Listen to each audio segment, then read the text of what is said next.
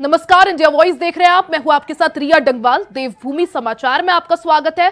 Bulletin की शुरुआत करेंगे देवभूमि उत्तराखंड की खबरों के साथ। ऋषिकेश से पहले आपको बड़ी खबर बता दें, पीएम मोदी का उत्तराखंड दौरा आज है। ऋषिकेश में चुनावी हुंकार भरेंगे प्रधानमंत्री नरेंद्र मोदी। चुनावी जनसभा को संबोधित करेंगे। ऋषिकेश में आज प्रधानमंत्री नरेंद्र मोदी की महा मेगा रैली। इस दौरान गढ़वाल मंडल पर चुनावी शंखनाद पीएम मोदी करेंगे। मुख्यमंत्री पुष्कर सिंह धामी भी मौजूद रहेंगे। आज की इस मेगा रैली से आपको बता दें कि प्रधानमंत्री नरेंद्र मोदी 3 लोकसभा क्षेत्र हरिद्वार, पौड़ी और टिहरी तीनों ही क्षेत्रों की जनता को साधने की कोशिश करेंगे। इससे पहले 2 अप्रैल को प्रधानमंत्री नरेंद्र मोदी ने रुद्रपुर में चुनावी शंखनाद किया था। आज गढ़वाल पर फोकस की बारी है और ऐसे में गढ़वाल क्षेत्र पे फोकस करने के लिए प्रधानमंत्री नरेंद्र मोदी आज गढ़वाल के ऋषिकेश से चुनावी हुंकार भरेंगे। ऋषिकेश में पीएम मोदी की ये महा रैली होगी, जिसमें मुख्यमंत्री पुष्कर सिंह धामी समेत दिग्गज नेता मौजूद रहेंगे। साथ ही क्योंकि यहां से पीएम मोदी की कोशिश होगी कि 3 लोकसभा क्षेत्रों की जनता को साधने का प्रयास किया जाए, जिसमें पौड़ी लोकसभा क्षेत्र, टिहरी गढ़वाल लोकसभा क्षेत्र और हरिद्वार लोकसभा क्षेत्र शामिल है।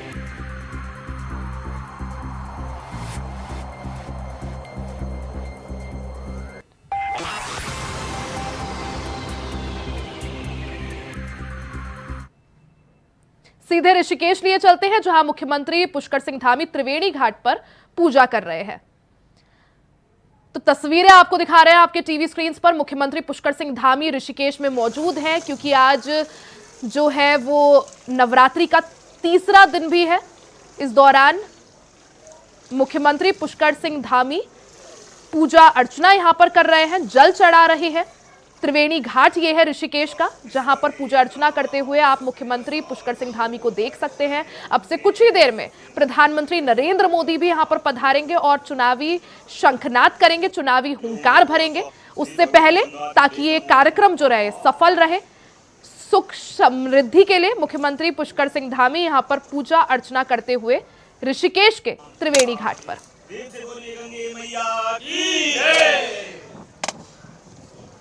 तो मां गंगा मैया की यहां पर पूजा कर रहे हैं मुख्यमंत्री पुष्कर सिंह धामी। तस्वीरें आपको लगातार दिखा रहे हैं। ऋषिकेश का त्रिवेणी घाट ये है। आज ऋषिकेश में प्रधानमंत्री नरेंद्र मोदी का भी आगमन है। अब से कुछ ही देर में पीएम मोदी भी यहां पर पधारेंगे, उनका आगमन है। उसके बाद यहां पर भव्य कार्यक्रम मेगा रैली का आयोजन किया जा रहा है। उस रैली से पहले मुख्यमंत्री पुष्कर सिंह धामी त्रिवेणी घाट पर मौजूद है। तस्वीरें आपको लगातार दिखा रहे हैं किस तरह से गंगा मैया की पूजा अर्चना यहां पर मुख्यमंत्री पुष्कर सिंह धामी कर रहे हैं। नवरात्रि का आज तीसरा दिन भी है। आज मां दुर्गा के स्वरूप की पूजा की जाती है। ऐसे में मुख्यमंत्री पुष्कर सिंह धामी ऋषिकेश के त्रिवेणी घाट यहां पर पहुंचे हैं, पूजा अर्चना कर रहे हैं। इससे पहले जल उन्होंने चढ़ाया। आप देख सकते हैं किस तरह से पूरे विधि विधान के साथ मुख्यमंत्री पुष्कर सिंह धामी ने जल चढ़ाया, मां गंगा मैया की पूजा अर्चना की।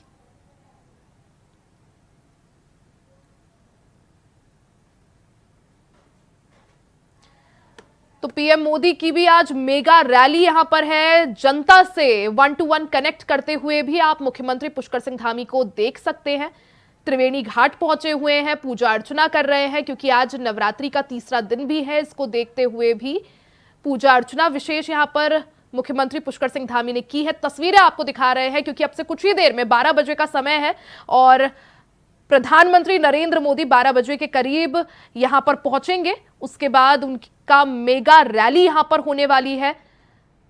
लोकसभा चुनाव को देखते हुए पूरी तरह से भारतीय जनता पार्टी तैयारियों में जुटी हुई है। चुनावी माहौल बनाने की कोशिश की जा रही है। इससे पहले प्रधानमंत्री नरेंद्र मोदी ने रुद्रपुर में मेगा शो किया था और अब आज गढ़वाल की बारी है। गढ़वाल मंडल के ऋषिकेश में आज चुनावी जनसभा को संबोधित करेंगे पीएम मोदी।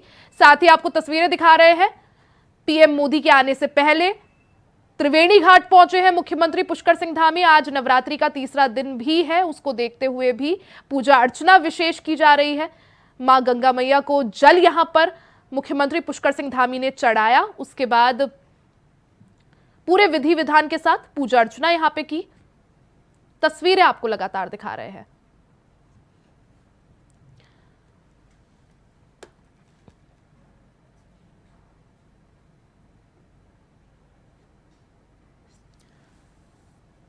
उन्नीस अप्रैल को उत्तराखंड में जो पांचों लोकसभा सीटें हैं, पांचों लोकसभा सीटों पर पहले फेज में ही मतदान होना है, चुनाव होना है, जिसको देखते हुए पूरी तरह से तैयारियों में तमाम जितने भी राजनीतिक दल हैं वो जुटे हुए हैं। भारतीय जनता पार्टी की बात की जाए तो जितने भी स्टार प्रचारक हैं, चाहे वो प्रधानमंत्री नरेंद्र मोदी हो, जेपी नड्डा हो, मुख्यमंत्री योगी आदित्यनाथ हो, सबके एक एक कर कार्यक्रम है। इससे पहले जेपी नड्डा यहां पहुंचे थे और अब प्रधानमंत्री नरेंद्र मोदी का ये उत्तराखंड में दूसरा दौरा है, जिसमें चुनावी मेगा रैली को संबोधित आज पीएम मोदी करेंगे। वहीं देहरादून से बड़ी खबर आपको बता दें, यूपी के सीएम योगी आदित्यनाथ का उत्तराखंड दौरा तय हो गया है। 13 अप्रैल को हल्द्वानी में चुनावी जनसभा को संबोधित करेंगे सीएम योगी आदित्यनाथ। तो उत्तराखंड में पूरी तरह से चुनावी माहौल बना हुआ है। इसको देखते हुए बीजेपी ने अपने स्टार प्रचारकों को भी अब चुनावी रण में उतारना शुरू कर दिया है। मुख्यमंत्री योगी आदित्यनाथ का कार्यक्रम भी तय हो चुका है। टॉप स्टार प्रचारकों की लिस्ट में सबसे ऊपर है मुख्यमंत्री योगी आदित्यनाथ। ऐसे में 13 अप्रैल को कुमाऊं के हल्द्वानी में, क्योंकि कुमाऊं का सबसे बड़ा शहर है हल्द्वानी, ऐसे में हल्द्वानी से चुनावी शंखनाद मुख्यमंत्री योगी आदित्यनाथ करेंगे। 13 अप्रैल को उनकी जनसभा है। वहीं 14 अप्रैल को भी मुख्यमंत्री योगी आदित्यनाथ का कार्यक्रम है। 14 अप्रैल को श्रीनगर और रुड़की का दौरा करेंगे। तो एक तरफ जहां 13 अप्रैल को प्रियंका गांधी कांग्रेस की तैयारियों को और धार देने के लिए उत्तराखंड के रण में उतरेंगी, वहीं 13 अप्रैल को मुख्यमंत्री योगी आदित्यनाथ भी हल्द्वानी में चुनावी जनसभा करेंगे। वहीं 14 अप्रैल को श्रीनगर और रुड़की का दौरा करेंगे। तो भारतीय जनता पार्टी पूरी तरह से माहौल बनाने में जुटी हुई है।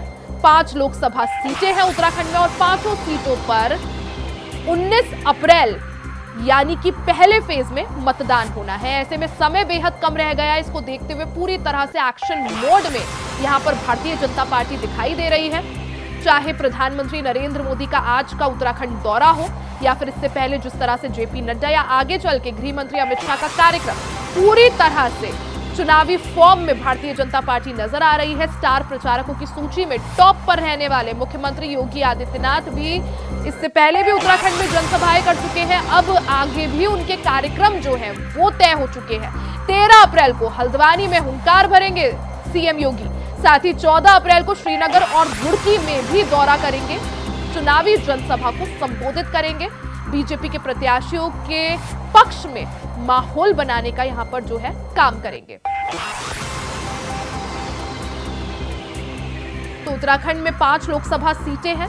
पिछले 2 चुनावों से यानी 2014 से ही पांचों की पांचों सीटों पर भारतीय जनता पार्टी काबिज है। ऐसे में जहां कांग्रेस के आगे चुनौती है कि अब की बार बीजेपी के गढ़ में सेंधमारी की जाए, वहीं भारतीय जनता पार्टी के पास चुनौती है कि अपना गढ़ किस तरह से बचा के रखा जा सके। आपको बता दें कि नैनीताल सीट से अजय भट्ट जो है भारतीय जनता पार्टी के प्रत्याशी है। वहीं पौड़ी लोकसभा सीट से अनिल बलूनी प्रत्याशी है। हरिद्वार सीट से त्रिवेंद्र सिंह रावत भारतीय जनता पार्टी के प्रत्याशी है। टिहरी सीट से माला राज्य लक्ष्मी शाह बीजेपी की प्रत्याशी है। तो बात की जाए तो 5 सीटों में से जो 3 सीटें हैं उनमें मौजूदा सांसदों को ही टिकट दिया गया है, चाहे अजय भट्ट हो, माला राज्य लक्ष्मी शाह हो। वहीं अनिल बलूनी को पौड़ी के रण में अब की बार उतारा गया है। खबर पर ज्यादा जानकारी के लिए हमारे साथ अभय कैंतुरा लाइव जुड़ गए हैं। अभय, अगर बात की जाए जिस तरह से 19 अप्रैल को पहले फेज में उत्तराखंड की जो 5 लोकसभा सीटें हैं, 5 के लिए वोटिंग होनी है। ऐसे में काफी कम समय अब रह गया है, जिसकी वजह से सरगर्मियां जो है वो तेज हो गई है, हलचल तेज हो गई है। इसी को देखते हुए बीजेपी पूरी तरह से माहौल बनाने में जुटी हुई है, चाहे वो प्रधानमंत्री नरेंद्र मोदी का आज का ऋषिकेश का दौरा हो या फिर जैसे हमने इससे पहले उनका कुमाऊं का दौरा देखा, जेपी नड्डा का दौरा देखा, सीएम योगी का दौरा देखा, और अब फिर से जो है कार्यक्रम एक तरह से तय हो गए हैं। 13 अप्रैल को और 14 को फिर से मुख्यमंत्री योगी आदित्यनाथ उत्तराखंड पहुंचेंगे, हुंकार भरेंगे। अब है इस रूप में समझ सकते हैं कि उत्तराखंड में पहले चरण में मतदान होना है लोकसभा चुनाव के लिए, और उस मतदान के लिए एक काउंटडाउन शुरू यहाँ पर हो चुका है।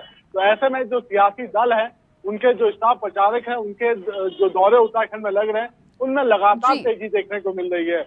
उत्तराखंड में ये कह सकते हैं कि सीधा मुकाबला भाजपा और कांग्रेस के बीच में ही देखने को मिल रहा है। और अभी तक की अगर सियासी चुनाव की तैयारियों की अगर हम बात करते हैं तो बीजेपी अन्य दलों की तुलना में अपनी चुनावी तैयारियों को काफी आगे बढ़ा चुकी है। बीजेपी की तरफ से कह सकते हैं कि बूथ स्तर के कार्यकर्ता तो संदिग्ध नजर आ ही रहा है। प्रधानमंत्री नरेंद्र मोदी तक उत्तराखंड के 2 दौरे इससे पहले कर चुके हैं और आज उनका तीसरा दौरा उत्तराखंड में एक बार फिर इस चुनाव के संबंध में होने जा रहा है। आज ऋषिकेश में प्रधानमंत्री नरेंद्र मोदी आ रहे हैं, उनका चुनावी जन संबोधन यहाँ पर होगा। विजय संकल्प रैली का वो शुभारंभ आज यहाँ पर करेंगे और उत्तराखंड की 5 लोकसभा सीटों के लिए तो हुंकार भरेंगे ही भरेंगे। साथ में गढ़वाल मंडल की जो 3 सीटें हैं, जिस पर इस तरह कह सकते हैं कि बीजेपी काफी मेहनत करती हुई नजर आ रही है, उसके लिए भी अपना चुनावी संकनाद वो यहाँ से करेंगे। जनता से बीजेपी प्रत्याशियों के पक्ष में मतदान करने की अपील करेंगे। अभी तक की तैयारियों में समझा जा सकता है कि कांग्रेस ने भी अपनी तैयारियां पुख्ता यहाँ पर कर ली है, लेकिन बीजेपी की जो तैयारियां वो काफी मजबूत स्थिति में यहाँ पर दिख रही है और बीजेपी अपने आप को एक ये चुनाव बड़े मार्जिन से जीतते हुए भी नजर आ रही है और उसी के दावे भी लगातार यहाँ पर कर अब है, क्योंकि 2014 के बाद से भारतीय जनता पार्टी जो है वो 5 सीटों पर काबिज है, यानी पहले से ही काफी मजबूत स्थिति में यहाँ पे है। वहीं अगर बात की जाए धाकड़ धामी तो प्रचार प्रसार कर ही रहे हैं, वहीं पीएम मोदी फैक्टर प्लस योगी फैक्टर किस तरह से देखें, क्योंकि पहले ही बीजेपी मजबूत स्थिति में, उसके बाद मोदी प्लस योगी और धामी तो है ही। इसे ये समझ सकते हैं कि जीत की हैट्रिक पूरा करने के लिए बीजेपी यहाँ पर काम कर रही है। इस बार बीजेपी चाहती है कि उत्तराखंड की 5 लोकसभा सीटों को जीत कर जो जीत की हैट्रिक है, वो जीत की हैट्रिक से यहाँ पर प्रधानमंत्री को एक गुलदस्ता भेंट करने का काम करें जो उत्तराखंड की 5 लोकसभा सीटें हैं। बीजेपी ने उन सीटों को जीतने के लिए अपनी अलग अलग कैटेगरी की एक रणनीति यहाँ पर बनाई है। यानी 5 सीटों को 3 कैटेगरी में बांटने का काम बीजेपी की तरफ से यहाँ पर किया गया है। जहां पर बीजेपी सबसे ज्यादा मजबूत है उसे एक कैटेगरी में रखने का काम कर दिया गया। यानी उन क्षेत्रों पे बीजेपी के जो स्टार प्रचारक हैं, जो सबसे चहेते लोकप्रिय जो नेता हैं, चाहे प्रधानमंत्री नरेंद्र मोदी हो, गृह मंत्री अमित शाह हो या उत्तर प्रदेश के मुख्यमंत्री योगी आदित्यनाथ हो, उनके दौरे उन क्षेत्रों में नहीं होंगे जहां पर बीजेपी सबसे ज्यादा मजबूत है, बल्कि इन स्टार प्रचारकों के दौरे बीजेपी उन क्षेत्रों में कराएगी जो बी कैटेगरी या सी कैटेगरी की सीटें आती है, जहां पर बीजेपी को थोड़ी बहुत संख्याएं ये नजर आती है कि उनका मत प्रतिशत वहां पर घट सकता है। इसलिए बीजेपी उन क्षेत्रों के लिए भी मजबूती के साथ काम कर रही है। उत्तराखंड की जो 23 ऐसी विधानसभाएं हैं जहां पर खासतौर पर बीजेपी विधानसभा का चुनाव हारी थी, उन जगहों पर बीजेपी खासा फोकस यहाँ पर कर रही है और अपने जो पार्टी कार्यकर्ता हैं, पार्टी के जो नेता हैं, उनको उन क्षेत्रों की जिम्मेदारी देने का काम वहां पर करें ताकि मजबूती के साथ वहां पर चुनाव लड़ा जा सके और बड़े मार्जिन से बीजेपी यहाँ पर जीत हासिल कर सके।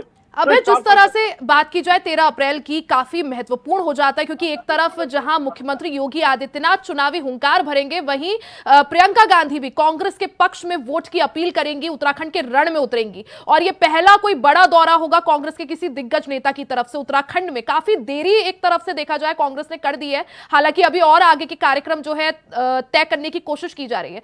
अभी अगर बात की जाए कांग्रेस की, तो कांग्रेस की यहाँ पर कोशिश ये होगी कि बीजेपी के गढ़ में सेंधमारी करे और वो 5 सीटें एक बार फिर से छीन ले। वहीं बीजेपी की कोशिश होगी कि अपना गढ़ बचा के रखे। अब है देखो, सबसे बड़ी बात यह है कि बीजेपी के लिए तो चुनौती 5 सीटों पर बड़ी जीत करने की है, लेकिन कांग्रेस के लिए चुनौती अपने ही गढ़ को बचाने की यहाँ पर हो रही है, क्योंकि जहाँ पर कांग्रेस जीती है, अगर वहां पर भी इस समय कांग्रेस इस लोकसभा चुनाव में कम वोट हासिल करती है तो फिर ये समझा जा सकता है कि ना 27 के लिए शुभ संकेत है, ना विपक्षी दलों की चुनावी तैयारियों के लिए शुभ संकेत है। और यही वजह कि कांग्रेस की जो विस्तार प्रचारक है प्रियंका गांधी, वो उत्तराखंड आ रही है ताकि उत्तराखंड में कांग्रेस मजबूत हो सके, कांग्रेस का जो कार्यकर्ता है वो उत्साहित हो सके और धरातल पर पार्टी को अपने पक्ष में नामजद करने के लिए काम कर सके।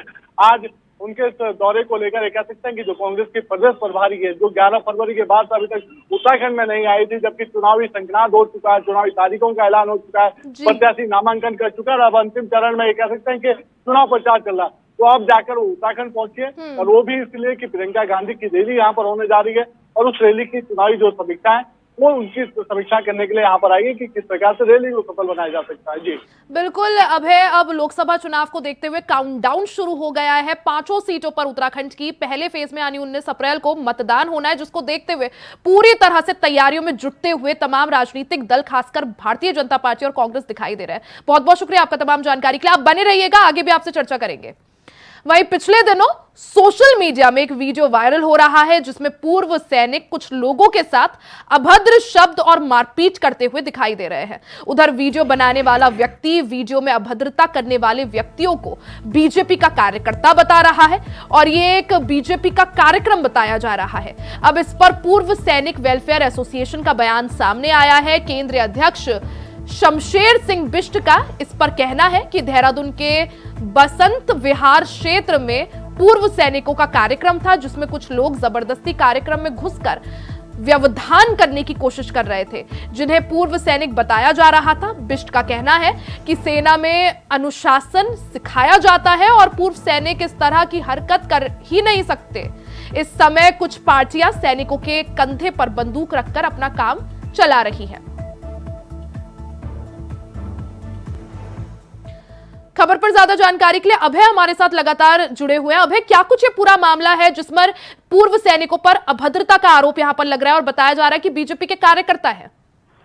देखो, चुनाव का टाइम चल रहा है, चुनाव का जो प्रचार प्रसार है वो इस समय तेज गति से यहाँ पर चल रहा है। ऐसे में बीजेपी के जो स्टार प्रचारक हैं वो लगातार उत्तराखंड का दौरा यहाँ पर कर रहे थे। उन्हीं स्टार प्रचारकों में है पूर्व मंत्री जो जनरल वीके सिंह है, वो यहाँ पर उत्तराखंड में आए थे। देहरादून में उनका कार्यक्रम था और ये टिहरी लोकसभा के अंतर्गत एक कार्यक्रम यहाँ पर हो रहा था जिसमें पूर्व सैनिकों को एक चुनावी सभा में संबोधित करने का काम उनकी तरफ से किया जा रहा था। इसी दौरान ये कह सकते हैं कि वाकया वहां पर घटा कि पूर्व सैनिकों की तरफ से सवाल जवाब सीधे केंद्रीय मंत्री से यहाँ पर किए गए।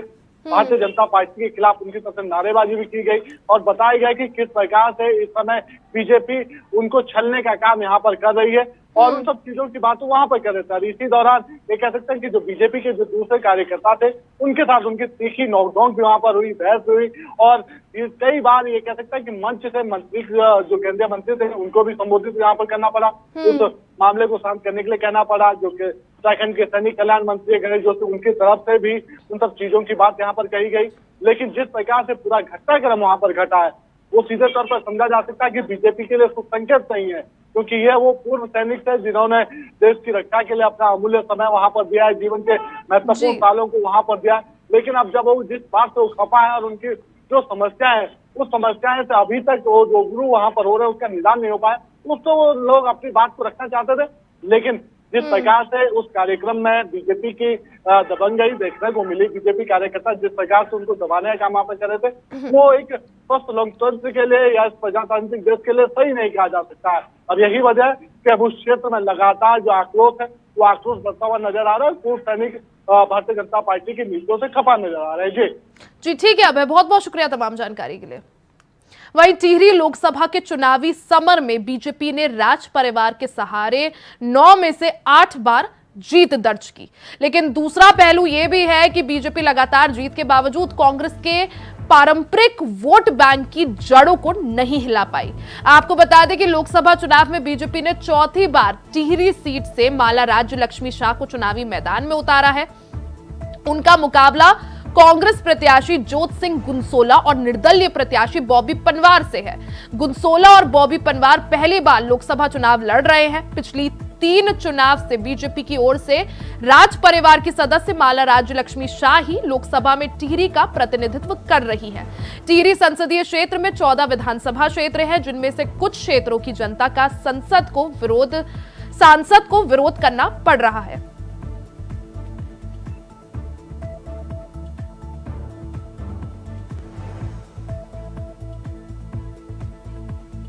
रिस्पांस मिल रहा है, मुझे लगता नहीं कि कोई ऐसा है। रिस्पांस बहुत ही बढ़िया है, क्योंकि ये जो अभी जो हमारा इलेक्शन है, कोई प्रधान, कोई एमएलए या कोई मेरा ही नहीं, मेरा तो है ही है, मगर ये बेसिकली आदरणीय मोदी जी को हमें आगे बढ़ाकर फिर से प्रधानमंत्री बनाने के लिए ये चुनाव है, कमल को आगे करने के लिए ये चुनाव है। तो इसमें ऐसा वैसा कोई बात नहीं। तो टिहरी लोकसभा सीट से भारतीय जनता पार्टी ने फिर से मौजूदा सांसद माला राज्य लक्ष्मी शाह पर दांव खेला है।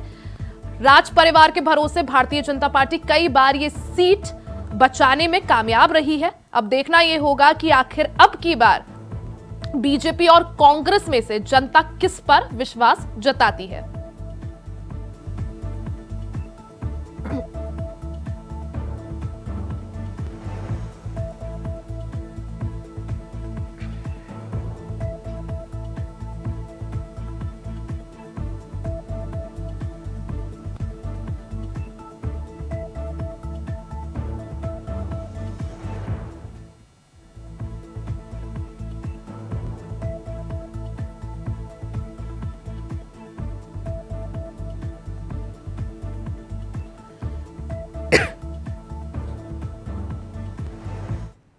सीधे आपको ऋषिकेश लिए चलते हैं, जहां पीएम मोदी आज मेगा रैली करने वाले हैं। त्रिवेंद्र सिंह रावत जो कि बीजेपी के प्रत्याशी हैं, वो जनसभा को संबोधित कर रहे हैं।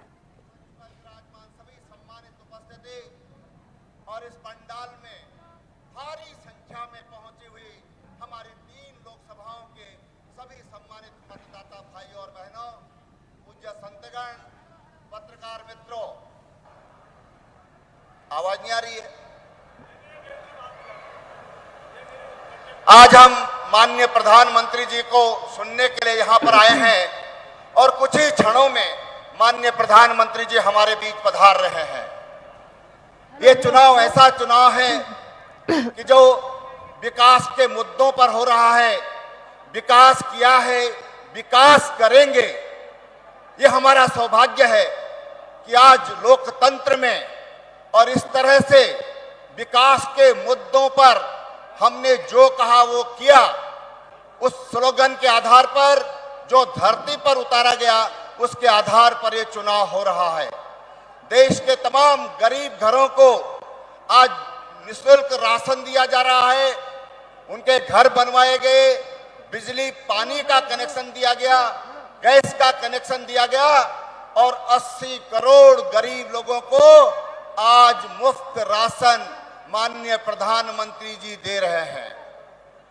आज इसके बावजूद आज देश की जो आर्थिक स्थिति है वो निरंतर आगे बढ़ रही है।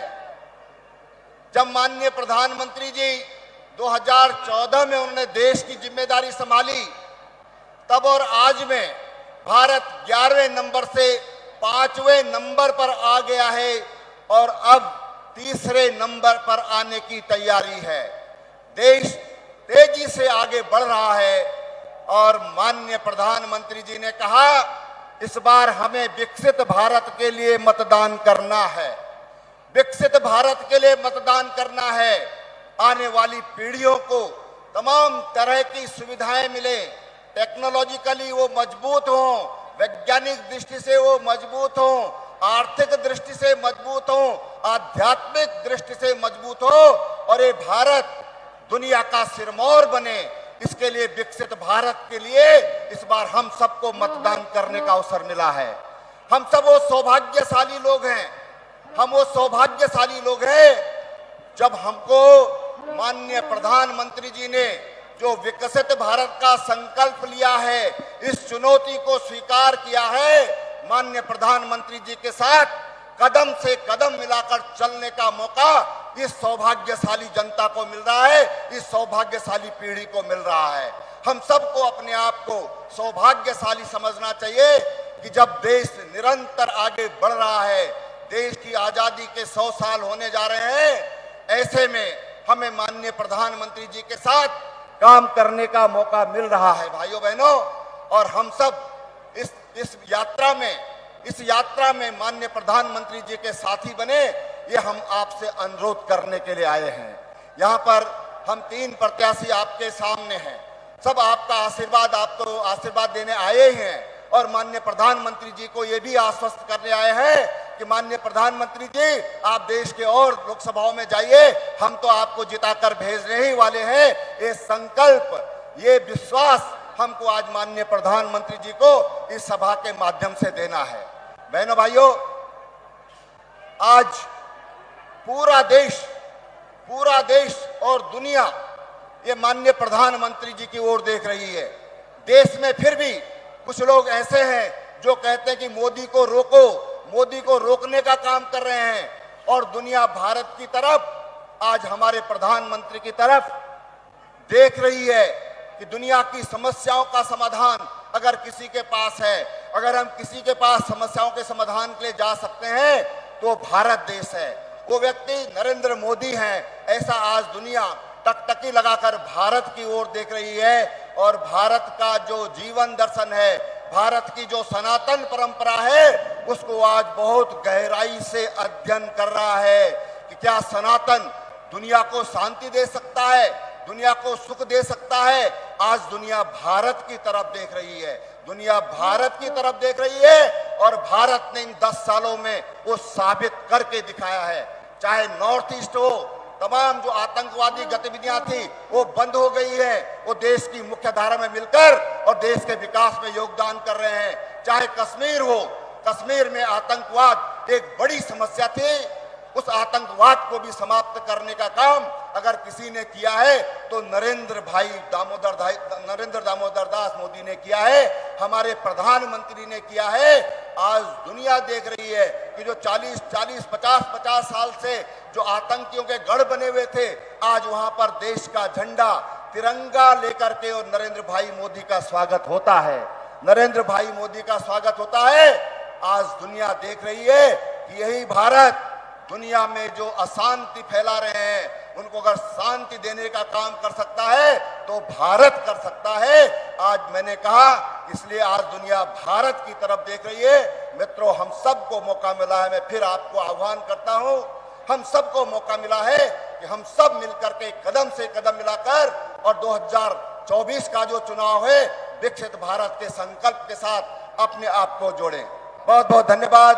भारत माता की। तो जो खाली फीमेल्स होती हैं तो इसी के साथ इस बुलेटिन में फिलहाल के लिए सिर्फ इतना ही। खबरों का सिलसिला जारी रहेगा, बने रहे हमारे साथ।